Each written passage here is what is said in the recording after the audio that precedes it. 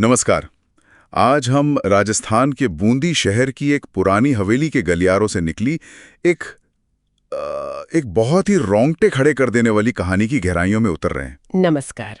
हाँ, हमारे पास जो स्रोत है, रोती हुई तस्वीर, बूंदी का शापित रहस्य, वो वाकई में काफी दिलचस्प और डरावना वर्णन पेश करता है। बिल्कुल। सोचिए, एक सदियों पुरानी हवेली, वहां रहने वाला एक सम्मानित सामंत परिवार, और उस हवेली में टंगी एक तस्वीर, एक ठाकुर की तस्वीर, जिसके बारे में कहा जाता है कि उसकी आंखों से असली खून के आंसू बहते थे। जी, ये अपने आप में ही एक अजीब बात है। और देखिए, ऐसी कहानियां अक्सर सिर्फ भूत प्रेत की बातें नहीं होती। इनमें स्थानीय इतिहास, लोगों के डर और पीढ़ी दर पीढ़ी चले आ रहे रहस्य, सब कुछ घुला मिला होता है। सही कहा। ये समाज का, हमारी भावनाओं का आईना भी हो सकती हैं। बिल्कुल। ये मानवीय अनुभवों और कभी-कभी सामाजिक अन्यायों पर भी एक तरह की टिप्पणी होती हैं। तो चलिए, इस स्रोत के जरिए इस रहस्यमयी तस्वीर, उसके पीछे छुपे श्राप और कहानी के उस चौंकाने वाले अंत की परतों को खोलते हैं।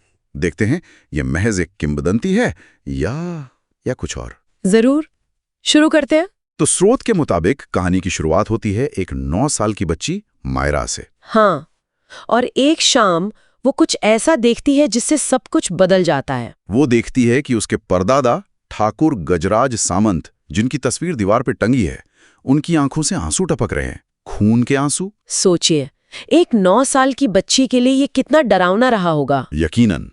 परिवार घबरा जाता है और वो अपने पुरोहित देवदत्त को बुलाते हैं। और पुरोहित जैसे ही तस्वीर देखते हैं, स्रोत कहता है, उनका चेहरा एकदम सफेद पड़ गया था। वो समझ गए थे कि ये कोई मामूली बात नहीं है। उन्होंने तुरंत चेतावनी दी। कहा, ये आंसू, ये किसी अतृप्त आत्मा की गहरी पीड़ा के हैं। ये अचानक आने वाली मौतों के संकेत हैं। और उन्होंने ये भी जोड़ा कि इसके पीछे एक पुराना पाप है, एक भयानक कहानी। हाँ, और वो पुराना पाप क्या था?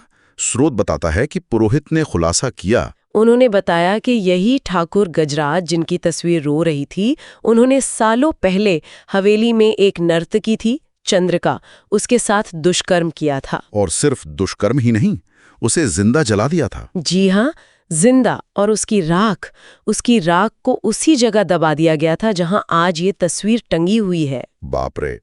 तो पुरोहित का मानना था कि अब चंद्रिका की आत्मा बदला लेने लौटी है। बिल्कुल। और वो तस्वीर उसका जरिया बन गई थी, उसकी पीड़ा और उसके गुस्से को दिखाने का माध्यम। अतीत का वो भयानक अन्याय अब वर्तमान पर कहर बन के टूटने वाला था। और फिर स्रोत के अनुसार वही हुआ जिसका डर था। मौतों का एक भयानक, ना रुकने वाला सिलसिला शुरू हो गया। हाँ, और हर मौत पिछली से ज्यादा क्रूर और अजीब थी। सबसे पहले शिकार बने परिवार के मुखिया रतन सिंह सामंत। उनकी मौत, उसका वर्णन स्रोत में बहुत विभत्स है। उन्हें उसी कमरे में पाया गया जहां वो तस्वीर थी। वो उल्टे लटके हुए थे। जी, छत से उल्टा लटकाया गया था। और उनकी पीठ की खाल पूरी तरह से उधेड़ दी गई थी, जैसे किसी जानवर की खाल उतारी जाती हो। कितना दर्दनाक रहा होगा। और आंखें, उनकी आंखों का क्या हुआ था? आंखें गायब थीं। उन्हें निकालकर उसी तस्वीर के ठीक सामने जमीन पर रख दिया गया था, जैसे कोई नजराना पेश कर रहा हो या कोई चेतावनी दे रहा हो। बिल्कुल। और दीवार पर खून से लिखा था, पहला कर्ज चुकाया गया है। ये तो किसी बदले की भावना का चरम है। बहुत ही ग्राफिक। और ये सिर्फ शुरुआत थी। 2 रात बाद रतन सिंह की बहन सरला सामंत, उनके साथ क्या हुआ? हवेली के आंगन में एक पुराना पीपल का पेड़ था। वो पेड़ अचानक, बिना किसी वजह के धधक उठा, उसमें आग लग गई। अचानक? कैसे? पता नहीं, लेकिन सरला सामंत उसी पेड़ में जलकर राख हो गई। हे भगवान! उसी पेड़ में। हाँ। बाद में जब सीसीटीवी फुटेज देखी गई तो उसमें कुछ अजीब दिखा। ऐसा लगा जैसे कोई अनदेखी ताकत उन्हें खींचकर उस जलते हुए पेड़ की तरफ ले जा रही है। और स्रोत ये भी कहता है कि आग उनके शरीर में अंदर से लगी थी। जी। ऐसा लगा जैसे वो अंदर से जल उठी हो, बाहर से ज्यादा अंदर से। ये बहुत ही अप्राकृतिक था। ये मौतें वाकई में सामान्य नहीं लग रही। हर एक में एक अजीब और लौकिक तत्व है। बिल्कुल।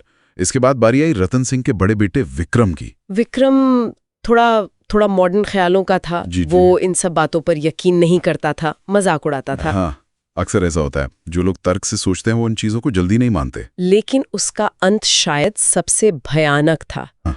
उसका शरीर हवेली के एक पुराने सूखे कुएं में मिला। कुएं में? किस हालत में? हालत बहुत बुरी थी, शत विक्षत, हाथ पैर जैसे किसी ने मरोड़ दिए हों बुरी तरह से, हड्डियां टूटी हुई थी। और चेहरा? चेहरे की खाल गायब थी, पूरी तरह से नोच ली गई थी। ये तो अकल्पनीय है। और सबसे डरावनी बात, उसके फोन में उसके आखिरी पलों की रिकॉर्डिंग मिली। रिकॉर्डिंग? उसमें क्या था? उसमें पहले घुंघरुओं की धीमी आवाज सुनाई दे रही थी, फिर एक औरत के गुनगुनाने की आवाज, और फिर अचानक विक्रम की दिल दहला देने वाली चीखें, और फिर सब शांत। घुंघरू, चंद्रिका एक नर्तकी थी। ये आवाजें ये सीधे तौर पर उससे जुड़ती हैं। हाँ, ऐसा ही लगता है। अगली रात विक्रम की पत्नी दिया, वो अपने नवजात बच्चे के साथ भागने की कोशिश कर रही थी। उसे पता था कि हवेली में रुकना खतरनाक है। बेचारी, क्या वो बच निकली? नहीं, उसे हवेली के बड़े हॉल में मृत पाया गया। उसकी मौत कैसे हुई? उसकी गर्दन पीछे की तरफ पूरी मुड़ी हुई थी, 180 डिग्री, जैसे किसी ने गुड़िया की गर्दन तोड़ दी हो। ये शारीरिक रूप से संभव कैसे है? शायद नहीं है, यही तो डरावनी बात है। और उसका मुंह काले धागे से सिला हुआ था। सिला हुआ था? क्यों पता नहीं। और उसकी जीभ काटकर दीवार पर एक कील से ठोक दी गई थी। ओह, ये बर्बरता की हद है। वो नवजात बच्चा वहीं पास में रोता हुआ मिला। उसे कोई नुकसान नहीं पहुंचाया गया था, वो सुरक्षित था। ये दिलचस्प है कि बच्चे को छोड़ दिया गया। शायद गुस्सा सिर्फ सामंत परिवार के बड़ों पर था, या शायद बच्चे की मासूमियत ने उसे बचा लिया। कह नहीं सकते, पर हाँ, ये एक पैटर्न दिखाता है। और इन मौतों का तरीका जरा सोचिए। हर एक मौत कितनी क्रूर और प्रतीकात्मक है। रतन सिंह की आंखें निकालना, सरला का आग में जलना, विक्रम की खाल नोचना और दिया का मुंह सिल देना, जीभ काट देना। हाँ, जैसे हर मौत ठाकुर गजराज के पापों या शायद परिवार के सदस्यों के किसी खास पहलू, जैसे विक्रम का मजाक उड़ाना या दिया का शायद कुछ राज जानना, उससे जुड़ी हुई थी। बिल्कुल, ये सिर्फ हत्याएं नहीं थीं, ये एक भयानक संदेश था, एक क्रूर न्याय का प्रदर्शन। इस सब के बीच पुरोहित देवदत्त ने हार नहीं मानी। स्रोत बताता है कि उन्होंने एक तांत्रिक अनुष्ठान किया, चंद्रिका की आत्मा को शांत करने के लिए या शायद उससे बात करने के लिए। और क्या हुआ अनुष्ठान में? क्या आत्मा प्रकट हुई? हाँ, स्रोत कहता है कि चंद्रिका की आत्मा प्रकट हुई। उसका रूप भयानक था, एक जली हुई औरत फटे हुए घाघरे में, जिसकी आंखें गुस्से से लाल थीं। उसने कुछ कहा? उसने कहा, मैं सिर्फ न्याय चाहती हूं।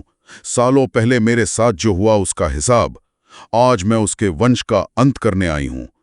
उसका इरादा साफ था, पूरा बदला। यानी वो किसी भी कीमत पर रुकने वाली नहीं थी। हाँ, और अब हवेली में सिर्फ एक ही सदस्य बचा था, वो 9 साल की बच्ची मायरा, जिसके साथ ये सब शुरू हुआ था। अंत में चंद्रिका की आत्मा मायरा के सामने आई, शायद अपना बदला पूरा करने। और मायरा ने क्या किया? वो तो बच्ची थी, डर गई होगी। यहीं पर कहानी एक बिल्कुल अप्रत्याशित मोड़ लेती है। मायरा डरी नहीं? नहीं डरी। नहीं, स्रोत के अनुसार उसने उस जली हुई भयानक दिखती आत्मा को देखा और डरने के बजाय वो आगे बढ़ी और उसने उसे गले लगा लिया। क्या? गले लगा लिया उस भूतनी को? हाँ, और उसने कहा, आपको इतना दर्द मिला, काश उस वक्त किसी ने आपको ऐसे ही प्यार से गले लगाया होता तो शायद आप आज भूत ना बनती। एक 9 साल की बच्ची के मुंह से ये शब्द, ये तो बहुत गहरा है। बिल्कुल, ये कहानी का चरम बिंदु है, एक मासूमियत भरा सहानुभूति का कार्य। और इसका असर क्या हुआ? क्या चंद्रिका ने उसे भी मार दिया? नहीं, स्रोत कहता है कि मायरा के इस स्पर्श से, उसके इन शब्दों से कुछ बदल गया। चंद्रिका की आंखों से जो खून के आंसू बह रहे थे, वो असली आंसुओं में बदल गए। सचमुच? हाँ, और फिर उसका वो जला हुआ भयानक शरीर धीरे धीरे राख बनकर हवा में विलीन हो गया। जैसे नफरत और बदले की वो आग सहानुभूति और करुणा के एक स्पर्श से शांत हो गई। ये तो अविश्वसनीय है। मतलब सालों का गुस्सा, पीढ़ियों का श्राप, एक बच्ची की करुणा से खत्म हो गया। स्रोत तो यही कहानी बताता है। ये कहानी हमें बहुत कुछ सोचने पर मजबूर करती है। अगली सुबह हवेली बिल्कुल शांत थी।